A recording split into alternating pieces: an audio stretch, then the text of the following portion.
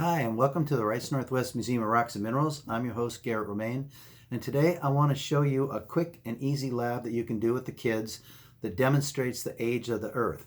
Now, the book I'm taking this from is Geology Lab for Kids. It's also in Chinese and in French as well as English. We have them here at the store, but thanks to the coronavirus, can't get in there, so it's available on Amazon.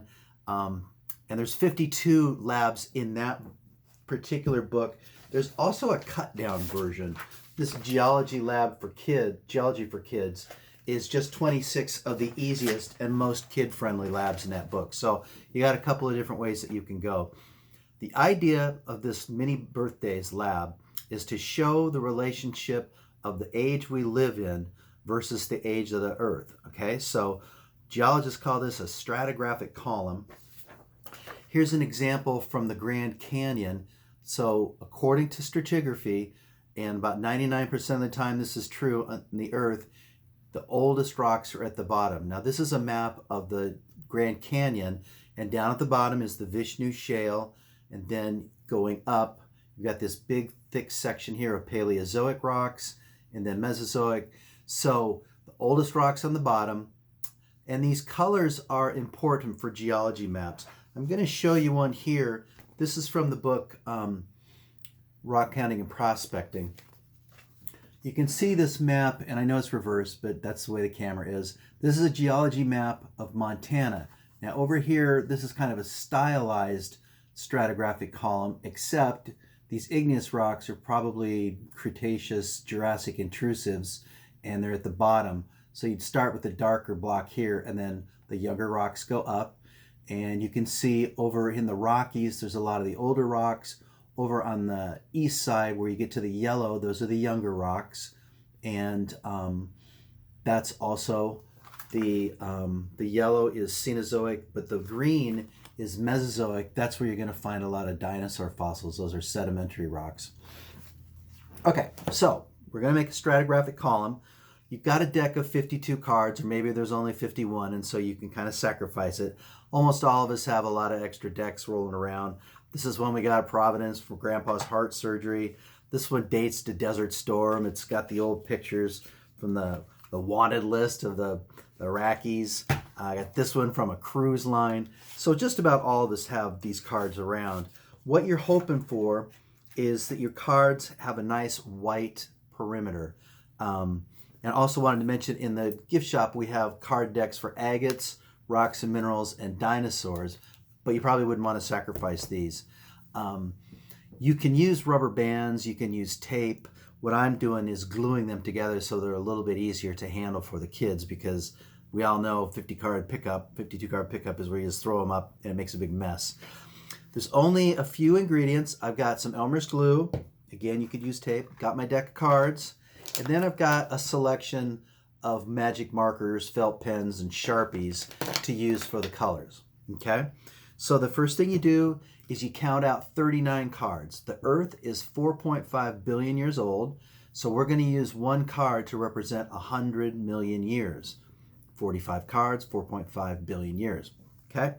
So I've taken this deck and I've got my base. I colored it in black. I probably could have used a dark brown, but black is fine.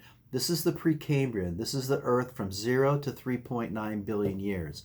The Precambrian was a time of mostly desolation. The most advanced life forms were algae, a blue-green algae. Eventually they started to colonize and they could at least assemble, but that was it for your complex life forms until the end of the Precambrian, which is marked by the Cambrian explosion. So I've got my 39 cards here for the Precambrian. Then next up, I've got 3 cards, which I've glued together, and I used a magic marker. I did these in red just so they would show up for me a little bit better, but you could use purple if you wanted to be geologically correct. Okay, so now I've got the 2. I got red on the top, a very thin one compared to the age of the Earth. The Paleozoic is the time between the Precambrian and the age of dinosaurs. So now I take 2 cards, and these I've colored yellow. Green would be acceptable too. So I've got the 2 here. This is the Precambrian. I've got 3 for the Paleozoic, 2 for the Mesozoic, about 220 million years. That's your age of dinosaurs. That's Cretaceous, the Triassic, the Triassic is the oldest, then the Jurassic, like in Jurassic Park, and then the Cretaceous. And then the KT boundary, when the Chicxulub crater was formed from a meteorite that ended the age of dinosaurs.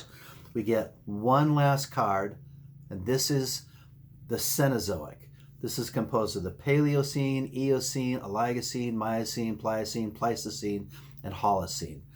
So I had to round this up. It's only about 63 million years, but I'm going to use one card for that. And so that's your model. Now you can see I only have one thin card for all of the Cenozoic. And you could, if you could take your 7 cards that you threw away for this exercise, then you'd have more than 60. You'd have 62. You could use that and you could make another model of just the Cenozoic with all those different epochs in there. So that's your lab right there. Now you could use Legos to do this. You could tape if you don't want to glue. You could use books. You could use a big fat textbook for your your Precambrian, and then you could use smaller books going up. Just have to adjust the size, but eventually you would end up with a really nice model of the Earth and show all the birthdays. So that's my lab for you. In the coming weeks, I'll put together some more, but for now, thanks a bunch.